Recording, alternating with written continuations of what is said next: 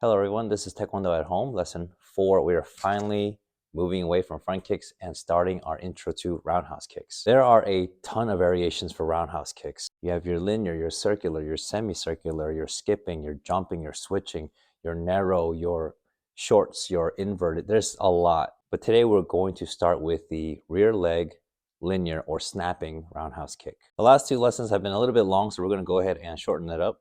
If you're doing this as a follow-along class, be sure to warm up. There's a quick and easy follow-along warm-up that you can do. The link is in the description. So you can pause the video, do that, then come back, and let's talk about the snapping roundhouse kick. The snapping roundhouse kick sometimes gets a bad reputation because it doesn't have as much power. But I don't think that's necessarily true, and I blame forms. Just kidding, not really, but kind of. When there's a lack of power with the snapping variation, it comes from a misinterpretation of the target position. For demonstration, performance, and even forms, roundhouse kicks are often taught to strike to the midline and then return. But we also learn to strike with power that we have to pass through the midline. So when we strike just to the midline, a lot of times what happens is that we'll kick to the target and take back the kick before it can fully go through. And even though it might look nice, if it's not respectable, granted, it doesn't have as much distance as a circular roundhouse to pass through the target, the trade-off of being a more direct kick is definitely worth it. And although we can say something like the semicircular variation is a good middle ground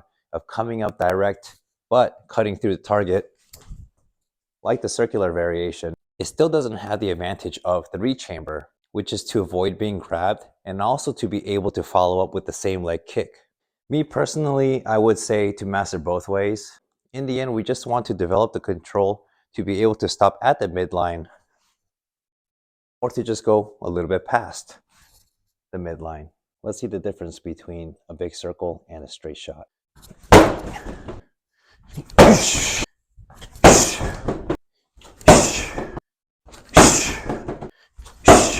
I will say that I do get more power with a wider swing, but there are a lot of nuanced advantages of doing it the direct way, and the power is pretty comparable. There is a difference between kicking the air and kicking a target, and I do recommend practicing both. One will teach you control and self-awareness, and the other will teach you application. But first, let's break down this kick and learn it. The first drill we're going to do, we're going to break it down into 5 parts. I know that sounds like a lot, but we can do it. Okay, step number 1, we're going to bring our back leg straight up just like our front snap kick.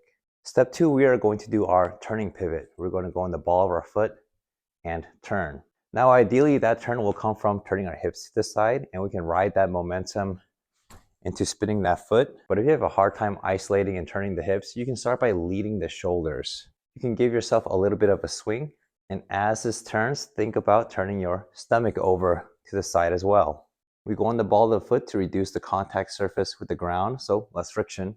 So up, turn, turn, and drop.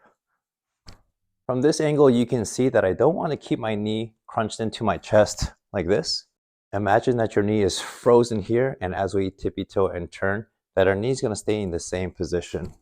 I know I just talked about implementing that knee drive for power, but for now, as we're developing this kick, we are going to practice pausing it at that midline because that's going to help us develop the habit of moving sequentially. And when our roundhouse kick follows the proper sequence, we can optimize our power because it'll make us move more like a whip, which focuses more on acceleration. Developing this habit also allows for us to do the knee drive in the first place because I need to be able to pivot with my base leg while leaving my knee out so that I can drive in. The base leg needs to pivot before the knee drive happens. If we didn't develop the habit and this knee stays crunched in, as soon as I pivot, okay, my kick is already here. There really is no opportunity for that knee drive to happen unless I start from this position. And once we have the control, we can just implement the knee drive when we do it in application. So then this can turn into this and not like this. Now, if it moves forward a little bit, it's not the end of the world. This control will come with practice. Okay, so step 1, we have our lift. Step 2, we have our tippy toe and turn. Step 3, we're going to just have our knee hinge and extension. 4, rechamber. And 5, we place it down. Now, because our 2 hip joints can internally and externally rotate, there is some variability sometimes in how much we pivot and how much our leg is turned over. For example, maybe you're not so good at internally rotating in the hips, then you might have to pivot with the foot a lot more to get that angle. Or maybe you are really flexible with internal rotation. You might be able to get your foot sideways without really pivoting much. For now, just try to find a happy medium. For me, that's going to be something like a halfway to a 3/4 pivot. My base leg turning 90 degrees. Okay, this is half. Okay, 3/4 maybe. If you can do full, full is a little bit difficult, but it is an option. I know a lot of instructors say that the full pivot all the way over is the only and correct way of doing it. And maybe for a fully committed kick, or if you're really good at external rotation, then yes. But you have to remember that in application, there's always trade-offs. If I go ahead and commit to a full pivot roundhouse kick, it's more likely that my whole body is going to turn, including my shoulder. This makes recovery back into a neutral stance a lot more difficult and slower. And if you really watch and analyze the top fighters, whether it's in Muay Thai, MMA, or even Olympic Taekwondo, they're not doing full pivots all the time. I do agree that practicing it with the full pivot is a lot more difficult.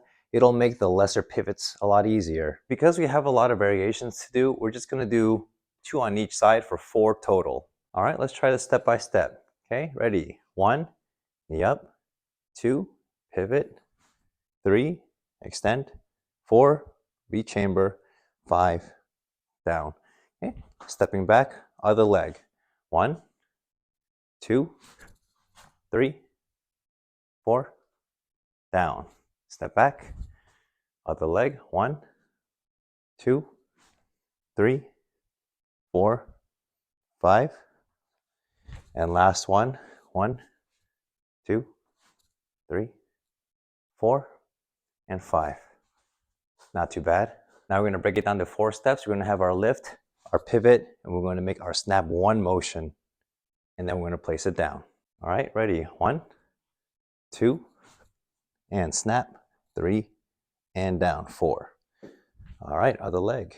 1, 2, 3, 4. Cool.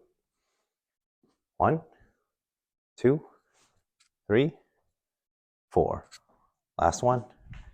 1, pivot, snap, and down. Nice. All right, let's drop it down to 3 steps. And this one is great because it's going to teach us how to use our body mechanics to generate the proper momentum for roundhouse kicks. We're going to start by lifting our front chamber and then using our pivot to generate power by turning and doing the snap. We're going to hold for balance and then put it down. So that'll look something like this. 1, 2, and 3. Okay. All right, let's just try 4. Ready? 1, 2, 3. Other leg. 1, straight up. 2, strike. 3. Step back. 1, front chamber. 2, pivot and kick. 3. Put it down. Last one. 1, 2, 3. This last one I'm going to say is kind of like extra credit. It can help us to reinforce the sequence of the kick, and that is to make sure that the extension of the kick is at the very end of that whipping motion. It's also a great control drill. So we're going to lift, pivot, extend, and hold at the extension. Very challenging. So from starting position, we're going to go straight, boom here, and then in and down. Just make sure you rechamber. All right, straight to the extension and hold. Ready? 1, and 2. Step back. 1, and 2. Step back. 1, and 2. Last one.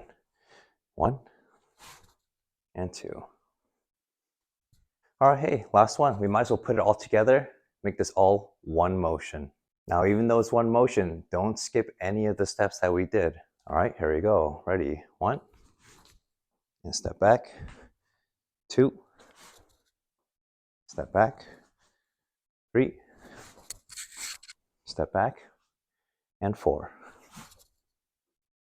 Now, I know everyone at home might not have a bag or a bob or a wave master or something to hit, but if you do, definitely practice on the bag.